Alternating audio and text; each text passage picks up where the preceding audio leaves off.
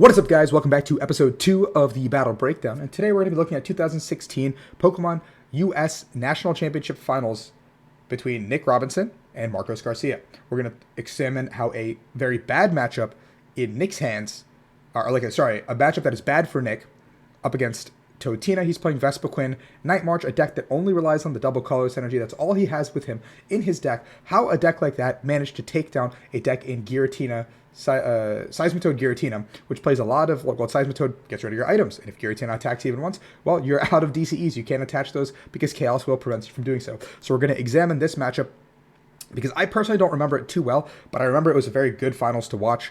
And leave in the comments below any suggestions you have for any future matches that you want me to show. There's so many matches in history that I want to go through. There's so many important matches. I would like to cover as many in-person matches as I can and avoid the online ones if possible. But we will try to get Players' Cup finals down, that kind of stuff, because there's probably a lot to draw from those matches as well. If you guys enjoy the content, like, subscribe, and I really appreciate every single one of you that's clicked on today's video. So let's jump right into it. I moved my camera like you guys suggested. We're on 2x speed. The golden days of Jalitz and Puka. This brings a tear to my eyes. I know it's not like actual commentary, but yeah. So we've got Nick on the left playing Vespiquen Night March. Now, this was a hybrid of two decks at the time. Night March was one of the most popular, strongest, I would say, decks going into this tournament, and Vespiquen is probably like the B-tier version of it. I played Vespiquen at this Nationals, but I played a lot of techy cards like Zebstrika and Marowak and Gallade, and so I had my answers into Giratina engine, but let's see what Nick had going into this. Now, Nick made a name for himself winning this event, but obviously the matchup was skewed in Marcos' favor going into the event, or the finals, sorry. Everyone thought Marcos would walk away with it, because once you kind of get rid of the 4 double colorless energy that Nick has available to him, then the matchup should pretty much be over, right? Like, you can just Giratina, Chaos Wheel, lock it up, and then there it is. So we've got Marcos over here on the right. Are they going to show his cards? Please do. They're not. We're just going to go right into it. Maybe. I don't know. Let's see. There it is. So Marcos plays Seismitoad, which has Quaking Punch, 30 damage, and your opponent can't play item cards from their hand during the next turn. Now, Quaking Punch plus a Muscle Band does 50 damage, and plus Hypnotoxic Laser and Verbank would put you at 80, which means almost everything in Nick's deck can be knocked out in one shot by the Seismitoad, which is very, very relevant, because Nick's deck is probably also very heavily item-based in this format.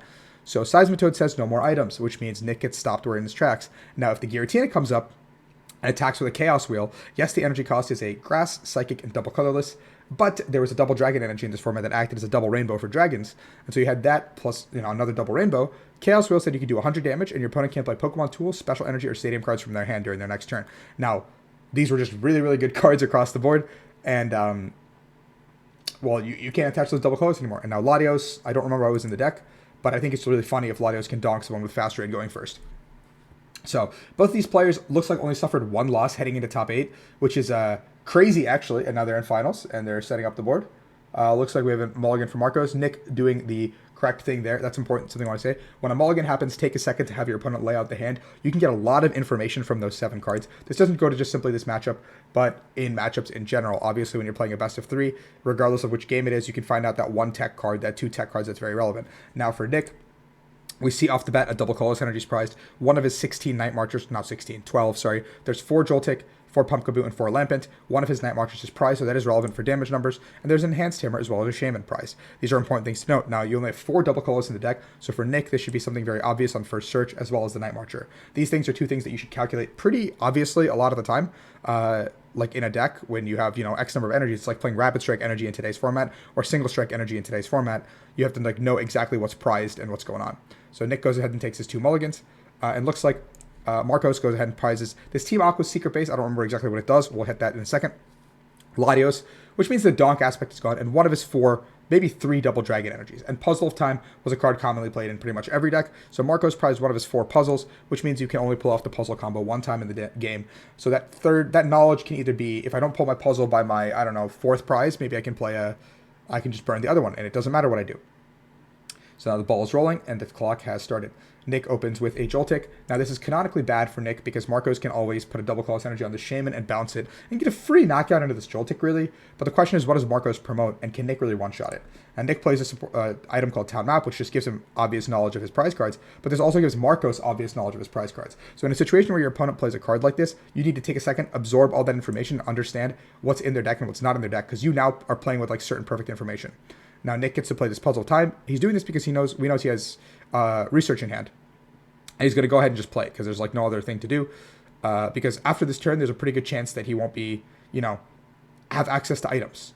So Marcos is taking a second to check the Night Marchers, to check the Vespiquen. Nick is keeping a damage counter next to him, simply to indicate how many Night Marchers are in the discard, I think. And Nick is just kind of going ham. So in a matchup like this, you know that your use for items is like very limited. There's a pretty good chance that Marcos can get the turn 1 Quaking Punch off, and at that point your Joltik is not long for the world, and all of a sudden you're going to be stuck in a position where you can't use these items that your deck is so reliant on. These Battle Compressors, these Puzzles of Times, these Ultra Balls, like all these like cards that just help you get further and further into your deck will become useless very quickly. So you have to use them when you have a chance.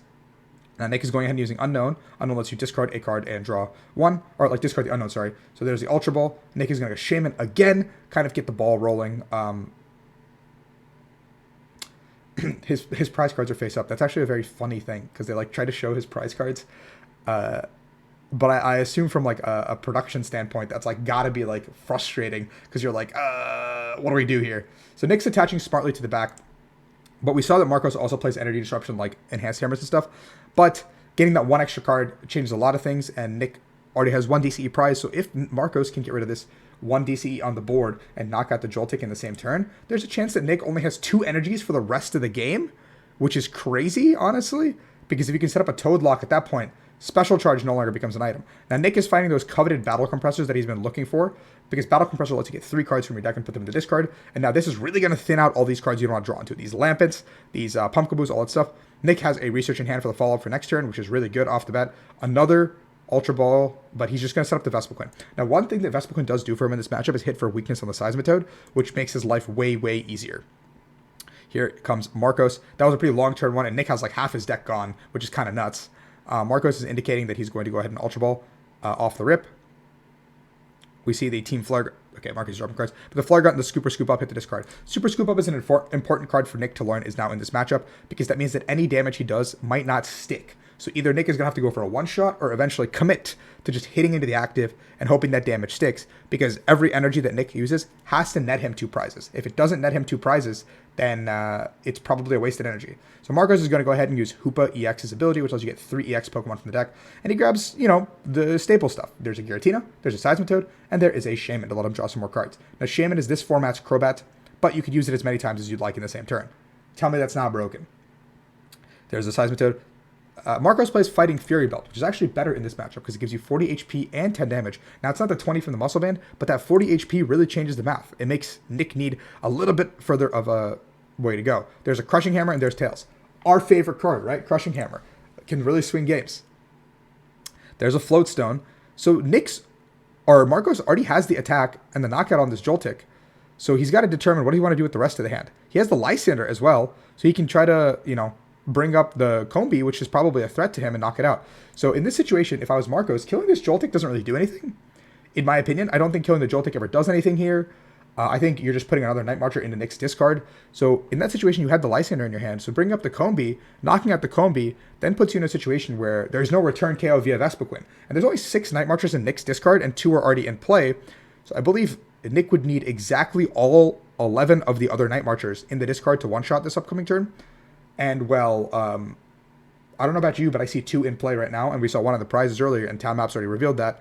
So, yeah, the only way you're getting knocked out next turn as Marcos is if this Vespiquen comes into the active spot and blows you up, which is realistically very possible with Nick's hand. We already saw he has the Research and the double colorless.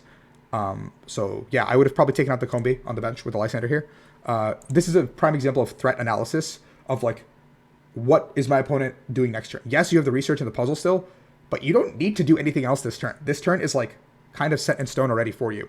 You have everything you need. And, like, yeah, I guess digging for a hammer of some sort is a little bit greedy, and it would be really nice if you got that, but I don't think that DCE on the Pumpkaboo is really threatening anything at the current moment. It's kind of a wasted energy, honestly, if I'm Marcos. And Nick top decks a Teammates, which makes this so much more painful watching the Combi sitting in the active spot. So Nick rips the Teammates off the top, which means he is grabbing himself the Unknown and the Vespiquen, which gives him, he already put 3 Unknown in the discard. I think this, so there's 7 Night Marchers, 3 Unknown. And this could be just Unknown number 4. I think there was a Grass type in the discard as well. There's the Unknown, there's a draw, there's another puzzle. There's a second dice off camera, it looks like, that tells us how many Pokemon are there. Now, Nick's hand is pretty insane, So he's just going to take the knockout. Like, so in this situation, Nick has a ton of items, but he's saying, okay, next turn, I don't believe you can set up another Toad. I don't believe that you're going to be able to do this. And if you attack me with Toad, at most you're doing 40 damage and potentially a laser flip. So on a 25% chance, I don't knock you out and take 2 more prize cards for free.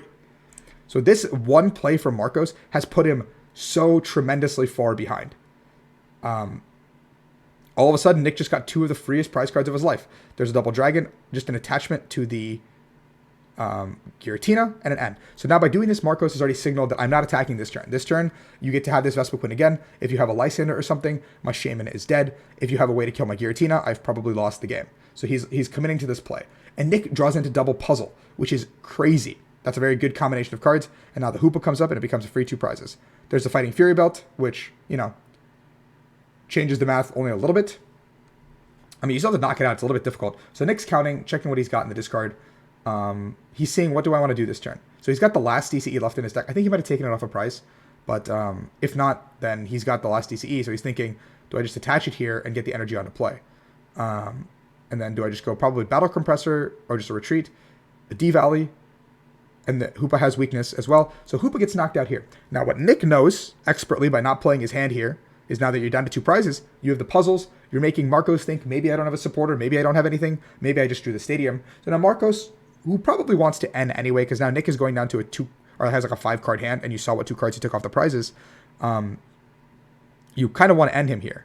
Now Marcos' hand does not look great. So I think this super scoop up is going to be very crucial to pick up a Shaman and try to play it back down. No, I see a VS Seeker. It's okay. There's a VS Seeker for an N. But now Marcos, by not Lysandering up that single simple mistake we talked about, by not bringing up that Combi and taking it out, has led to all of this. If that Combi was knocked out, Nick would never be able to make this play. This entire sequence of events would have been entirely avoided. The Vespiquen would have been knocked out. Nick would have been potentially forced to attack with either a Joltik or a Pumpkaboo. Marcos can research the next turn, find a Super Scoop Up, pick that Toad back up, put it right back down with the Floatstone on the Shaman, and all of a sudden, Nick's entire turn gets wasted. Another DCE hits the discard. But just because of Marcos' one decision on that turn 1, look at how big the game has snowballed. Like, look at the cataclysmic situation we're in. Now Nick gets to drop 2, and Marcos needs to find. There's a Crushing Hammer. That's good. Off the bench. I mean, that's good if Marcos has the attack here. I don't think I saw the energy, but he's going to go ahead and Ultra Ball. I would have always taken it off the. I don't know. Actually, bench is fine. Marcos is playing to win here instead of playing not to lose, which is good. I like that play. Now you have to find a way to Shaman for 6 and find a double dragon or a double colorless. There's a double dragon. And you have the Silent Lab, which bumps the stadium as well. Which means now Nick's out to a Shaman off the prize cards does not exist. And Marcos potentially can come back into this game. So, I mean, but Nick gets items. That's the kind of pivotal part of this. Nick gets access to his item cards. His hand is not great, and we noticed that. Off the rip, but I think Nick probably took the Night March out of the discard. So all he needs is 1 Joltik attack and the game ends. So he's going to put Xerosic into the discard and an N. So Xerosic is a tool that lets him kind of get rid of one of these energies. But obviously Nick is still not in the best of spots. Now, see, even with all that good fortune, we're in a tough spot. There is a Puzzle of Time. And Nick has 3 really interesting cards. He's just going to keep it as is. There's a VS Seeker on top.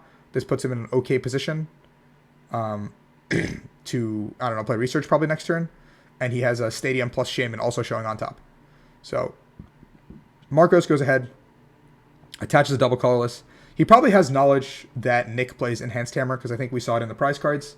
So you don't want to get Enhanced Hammer Xerosic here and find yourself in a spot where your Giratina is just completely stuck in the active, right? Like, that's probably your worst case scenario. So he's skylowing for a VS Seeker. So I guess setting up for next turn, and Marcos takes a prize, and he gets another energy, like we just saw. So Nick still has time. If Marcos has to take a knockout on a Shaman and another card. So even with all of this happening, this is still one of Nick's worst matchups on paper at this event. So there's still so much that needs to go right for Nick to win this match, or this game specifically. There's the Pumpkaboo coming down onto the board. The rest of the hand's kind of bad, so we're just going to retreat and pass it. Marcos is really really not trying to get double enhanced hammered or whatever here. And we see him just boss up the Vespiquen. So now, I mean, Nick can still win, right? Like, he gets 11 Night Marchers in the discard. He can't play DCE down this turn, but he has to have, like, some sort of a banger turn. Unless he plays Ranger. I forgot if he played Ranger. But he has to have some sort of banger turn where he, like, gets rid of all 4 energy here. Which I think is, like, physically impossible. For this to even, like, occur in this manner. Like, it has to be really, really tough for Nick to win this game. I don't remember if he won game 1, but the video is only 50 minutes long. So, we see the Lysander on the Toad. Now, this is a classic accidental overcommit from Marcos. I understand that there was threat here, but now your Toad is stuck, unless you can move it. I mean, there's pretty good odds that you can move it here, but if Nick gets this one turn, the entire game swings on its head. So let's see. He's got the DCE. He's got the Muscle Band. Boom, boom. Those come down. But is that what you want to do? Via Seeker. I think in this situation, if I'm Marcos, I go Via Seeker for the Skyla and maybe just pick back up the active or move it back into the thing. Because you know that Nick is not attacking with double colors energy. You know Nick is in a spot where he can't attack. So why not, I don't know, try to punish that. Punish the fact that Nick is not showing a way to put double colors back on the board. Now if you attack with, so we're just ending, I mean, which is, I guess, fine. But, so like an end to 2 plus Quaking Punch is fine, I guess, but I don't know. I just don't like that over. Oh, and Nick rips the DCE off the top and a research. So if Nick finds himself a way to put 2 more Night Marchers into the discard, he wins this game. And there's a stadium, and there's just 1, 2. No, he doesn't even need it. 3, 4, 5, 6. Oh, if I'm Marcos, that game is so painful. The Muscle Band over the Fury Belt. He could have Skyled for the Fury Belt. He could have Skyled for a Floatstone. He could have Skyled for a Super Scoop Up. He could have moved. There, yeah. A couple too many mistakes out of Marcos. And a little bit of good fortune out of Nick. Top decking his way out of a lot of situations there. Probably the exact combination of cards that he needed to kind of put himself into that spot. Look at the crowd. I remember this. I think I was in the crowd. I don't remember. I want to say I was there. This was 2016. I was there. I don't remember what I was doing. But if you guys like a quick game 1 analysis, Marcos made a really big blunder on turn 1, leading to 4 free prizes for Nick. Now those 4 prizes never even had to be given up. So this like last second checkmate should have never even happened. Now we saw Marcos at the Skyla. I don't remember if he had more than 2 Fury Belts in the deck. I'd have to assume they have 3 Fury Belts in the deck, or even 3 Floatstone, but he played Scoop Ups and cards like that. So being able to move around was a very real possibility. And also, killing that Pumpkaboo doesn't win Marcos the game. Let's rewind a little bit. Marcos has 2 prize cards. What does killing Pumpkaboo do for you? It does absolutely nothing. And we know that Nick, if he can attach a double colorless energy, he can only attach 1 double colorless energy for the turn. So why not use your supporter to Lysander up a Shaman and hit into it? Now, if Nick attaches and uses Sky Return and brings it back to your hand, you now have a way to potentially move your Toad again and attack with the Giratina. So it sets up a different win con. So now we've put ourselves in a spot where another like kind of missed threat analysis there. Another, how do I win this game? Killing that Pumpkaboo does kind of nothing for you. So you want to bring up that Shaman and force Nick to have that double colorless energy that turn to even move the Shaman. Yeah, I mean, yes, Nick has a 6-card hand, but what are you really scared of? Because he can't play any items. So the only supporter you're really like afraid of is like a 0-sick plus double colorless energy balance situation. And we already saw Nick compressor away the 0-sick, which means they probably only played 1 0-sick, which means Via Seeker is the only card that can retrieve it. Is my logic here. Is how I would think about it if I was a player. In this format, a lot of people only played 1 of trainers. Now we see off the bat Nick price double puzzle. And another Night Marcher. The usual shenanigans here. Now I think Marcos does get to go first. You probably opt to go second. 2 double colors price here for Marcos. That's actually very huge, which means Seismitoad becomes less of a factor. Yeah, Marcos is opting to go first. Ultra Ball comes through, discarding some resources. Nick, the only thing that changes is Nick gets to attack first turn. So which means if you don't have a Fury Belt, whatever in your is in your active is a chance that it could die from a attack from a Night Marcher. But if that does happen, you could be in trouble. Now, Marcos already has a Tina and a Toad. So I don't know why you go Hoopa here. You Ultra Ball for the Hoopa. I get it. It's a good card. But I don't think you need to dig that deep. Because by putting Hoopa down, it's another free Lysander target for a Pumpkaboo knockout. You have to minimize your Lysander targets on the bench. Give him one Shaman, that's fine. But you give him a Hoopa as well, that's not fine, in my opinion. Now, another Shaman is fine too, I guess, here. But we see the Silent Lab and a Research. So he doesn't even bother playing the Super Scoop up here for Marcos, which is a little bit of a mistake, I think. You can soup up the Hoopa. It does nothing for you anymore. This Hoopa is dead. This Hoopa is literal dead weight for the rest of the game. That Super Scoop should have played on the Hoopa. Remove it from play. Just put it into the discard. just a small like slice of like not a slice of life, quality of life thing. Now Marcos has not found an energy yet, which is Nick's saving grace, I want to say, and then a pass. If an energy comes onto the Tina, Nick's turn 2 gets way scarier. And now Nick's hand looks like he's off to the races. Ultra Ball comes through. 1 Night Marcher, 2 Pokemon. There's a separate dice right here, I think. I just don't see it. Ultra Ball comes through. Now, the Silent Lab in play makes it so Nick can't use that Shaman that was in his hand. That's why he discarded it. He gets that Lampent. Probably the best Night Marcher to put into the discard, if anyone. Yeah, so Lampents go to the discard. They don't really do anything for you across the game. Pumpkaboos are attackers, Joltics are attackers, but Lampents are just discard fodder damage. It's just like Mad Party if you guys are newer to the game. So I think he's thinking about benching the Joltik. He decided against it. There is a Research. Boom, boom, boom. We're drawing some cards. There's a Stadium. We get to play the game. Town Map comes through. Nick gets to see his prize cards. We don't get to see him anymore. Goodbye prize cards. We get to see the back of cards now. There's a Stadium. There's an Unknown. Joltik is fine, I think, here. Shaman for 4.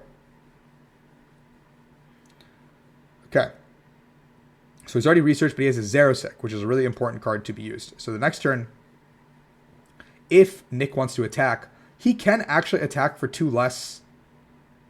He's via Seekering preemptively. That's a good move because Item Lock has come into play. I don't know if in the future Item Lock will ever come back into play, but that's a very good preemptive move to do. Via Seekering ahead of time. Play your items out. Make sure they're not dead in your hand. Don't make that mistake. Now, Marcos has 2 Double Colas prized. He should know this by one of his deck searches at this point in time. So he's committing to the Double Dragon, and he's Skylying for the turn. Now, on this search, you should know for sure what's where. There's an N. He's going to grab it because I guess his hand is bad. I don't see an actual draw supporter in that hand. So yeah, we're going to go ahead and grab the N, set up for the future turn. Can't pump the Stadium, can't do anything. We're good to go. Xerosic the card. Bam! So Nick just set back all of Marcos' entire turn right there. He just said, I don't need to do anything, but if I can stop you from playing the game, that's more than enough. And now Nick is like, oh, you top decked a double colorless, like blah, blah, blah. You would have played it last turn if you had it. So there's a Research. Now, the problem with Nick's board state, unlike last game here, is he doesn't have a way to free retreat into the Vespiquen. So that Vespiquen is kind of stuck. And so Nick has to threat analyze here as well. Do I want to burn a double colorless energy and do nothing? So he's just going to pass. So that's a really, really good play from Nick, because committing this double colorless energy to the active does absolutely nothing for Nick. But for Marcos, he can use one of those 2 Super Scoop Ups that are in his hand. He can play that Crushing Hammer. He can do so many things. Just knock out the active even. So Nick is just choosing not to commit for this damage because he knows Vespiquen can one-shot. And Marcos is showing no sign of one-shotting this upcoming turn. So there's the N. That's the only thing I guess you're concerned for if you're Nick. You know you're losing that double colorless energy, but you have all 4 in the deck, I believe. So it's not like, you know, the odds are super low of you finding it again. I spoke way too soon. He did not hit it. Nick didn't play nearly as many items this time around as he did last game on turn 1. So that's a little bit of a downside because now you're in a situation where your hands can get clogged much easier if you're getting Seismitoad locked. There's the Aqua Base. It's just bumping the D-Value at this point in time, and there's a knockout. I think the base added 1 more retreat cost to things. There's the Unknown for 1. Let's see what it is. It's nothing good. Nothing to write home about. Now, Nick is just going to start sacking cards that aren't Vespiquen. He's just passing with the Vespiquen active. Now, he's threat analyzing properly and saying, well, this can take a beating for...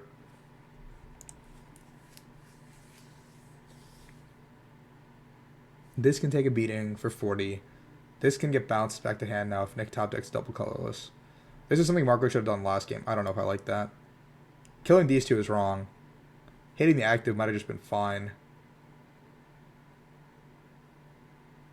I guess if your energy sticks, you can scoop up and attack with Tina next turn.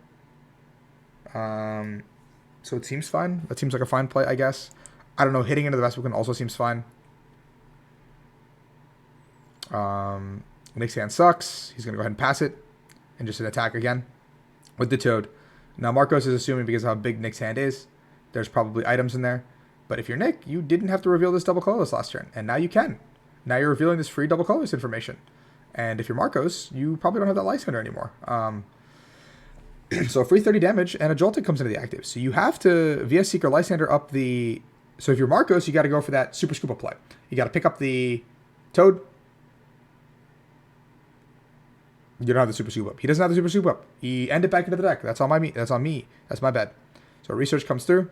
3 hammers hitting the discard. So, well, I mean, you know some of your energies are going to be safe now. And I don't see a Super Scoop Up. So Marcos is in a weird spot, but you get to Toad again, and you get to take a prize. So there's a Vespiquen.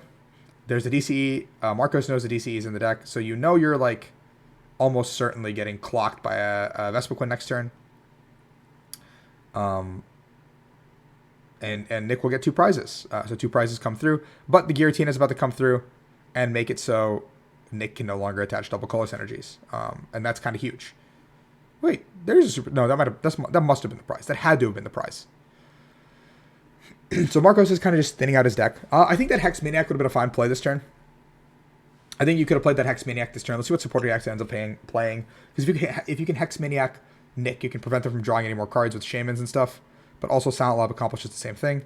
Oh, you should just not be... I don't know why you're playing this Muscle Band down. We'll take the 2. Nothing crazy to write home about. 1 puzzle. He's just like kind of indicating his hand sucks. He puts the Giovanni Scheme on top. And there's a retreat. And there's the knockout. Now, important to note, we've already seen 1 DCE and 1 Double Dragon hit the discard from Marcos. So Nick does not know that the 2 DCE are prized. But he knows that if he can get rid of 4 Double Dragon energy, that Marcos can never attack with this Tina again. And that can kind of win him the game. Because he can just run away with the knockout on the Tina. And then like a knockout on something else. But he has to do that before Marcos takes 3 more prizes. So Battle Compressor comes through. There's the Enhanced Hammer. There's the Teammates. So he's going to go ahead and put...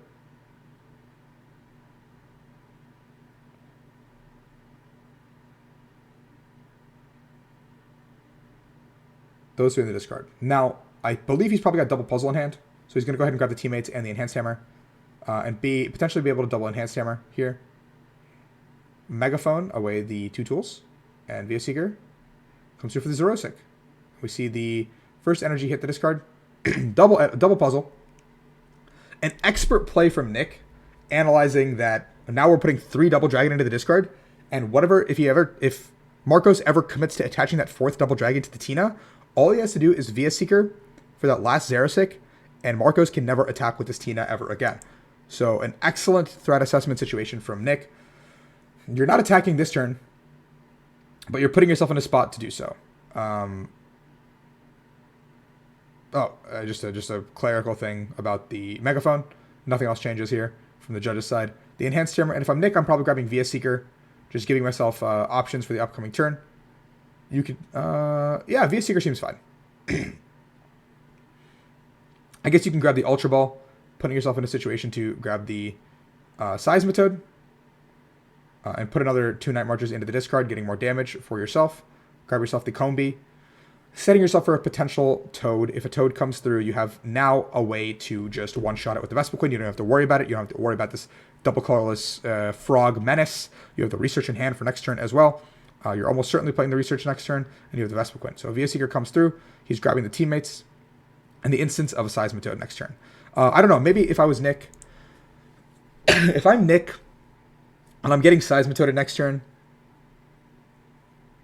I guess if this Joltik dies, then the Teammates comes in handy.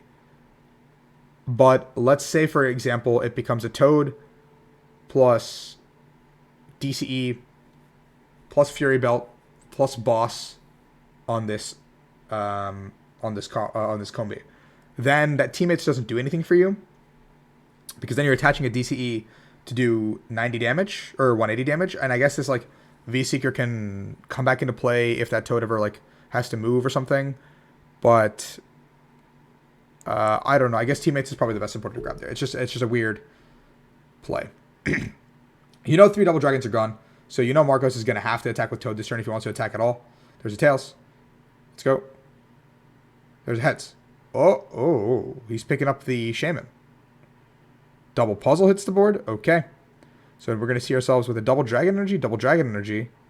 No Floatstone. None of that nature. So he's attaching to the back and just passing. So Marcos in this instance is committing full on to attacking with Tina once again, which means if Nick finds himself, Nick's deck is like 3 double colorless, a Lysander, and whatever. So if Nick just goes double colorless here and knocks out the active, the game could just end. He's 6 cards in deck though. I don't think he's planning on researching this turn. So he's just going to Unknown. He thinned his deck as low as possible to Unknown here, rather than research. Because I think he already had 8 cards in deck the moment he compressored. So he knew that he would go down to 7 regardless of what happens. So he's going to puzzle. He can puzzle Unknown. But he knows his prizes, so he's trying to evaluate if that's worth it, I guess. Let's see what his hand was. I didn't see if the puzzle was still in there. So puzzle Unknown guarantees you the DCE. But if you don't puzzle Unknown, I think there was a 3 in 5 chance that you hit the DCE, which is also really high. And you get 2 prize cards. So if Nick knows that a puzzle's prized, which I believe it was prized, then there might be just merit to not doing that play. So he didn't play the puzzle, so Nick got rewarded for his 3 in 5 play. Now that is a tournament winning play. You got to think about how to win, not how to lose. Now even if you, I guess, get knocked out there or don't knock out the active, you already see 3 scoop ups already in the discard. And probably the puzzles are gone too for Marcos, so Marcos would have to find exactly Floatstone to move it. Plus, but you know the double dragons are in the hand with the puzzles, so it wouldn't really be the end of the world. I mean, Marcos could probably pretty easily attack there next turn, but yeah. Now the double dragon comes down once again. Marcos counts his deck. There's, I think, 10 cards probably there. There's a Headringer. I mean, that doesn't matter. That's negligible. And there's a 7. 6, 7. What are we looking for here? Fury Belt? What were we looking for there? What were we looking for with that research? I see a Lysander in Marcos' hand, which is game-changing if he gets that. And there is the Enhanced Hammer and Zero-Sick combo from Nick, knowing that if he gets rid of these 2 cards on Tina, Tina can never attack again. And all Nick needs is a double colorless energy to win the game. So Nick has perfectly played his risks, played to his outs, basically done everything he needs to do. And he's unknowning. He doesn't even need to unknown here. He can just pass. There's the Floatstone. There's the Toad. There's a Lysander onto the Shaman. Now, with the Headringer, I believe Nick would need 1 more energy to attack with the Shaman. I don't exactly remember what Headringer did, but we're going to see just 30 damage come through.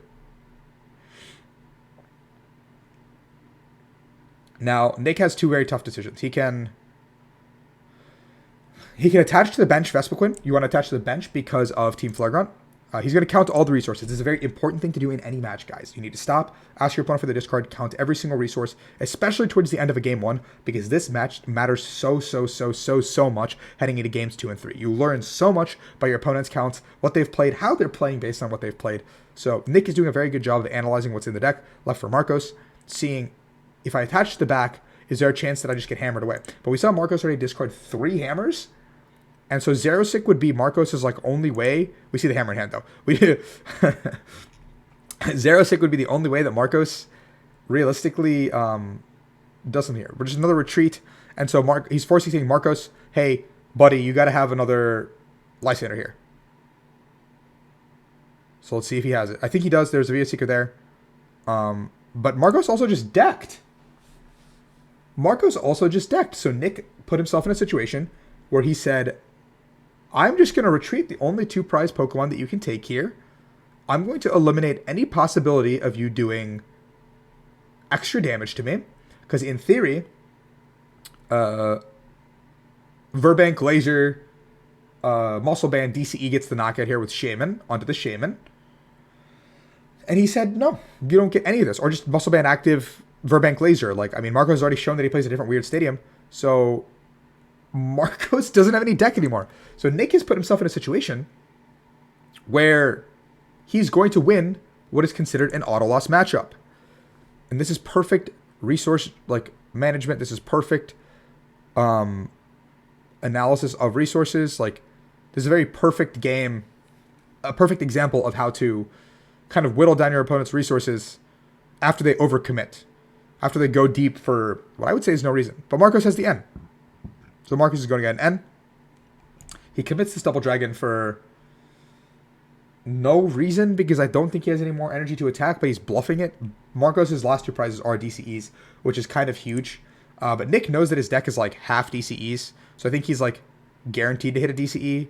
So as long as this Toad stays in the active, the game ends, and he knows that. So, I mean, he's just going to go ahead and research here, and he gets it, and there is the DCE. So Nick did an expert job of thinning there. Marcos had to end because he kind of dug a little bit too deep. I think there's a lot of like extra resources burned here and there for no reason.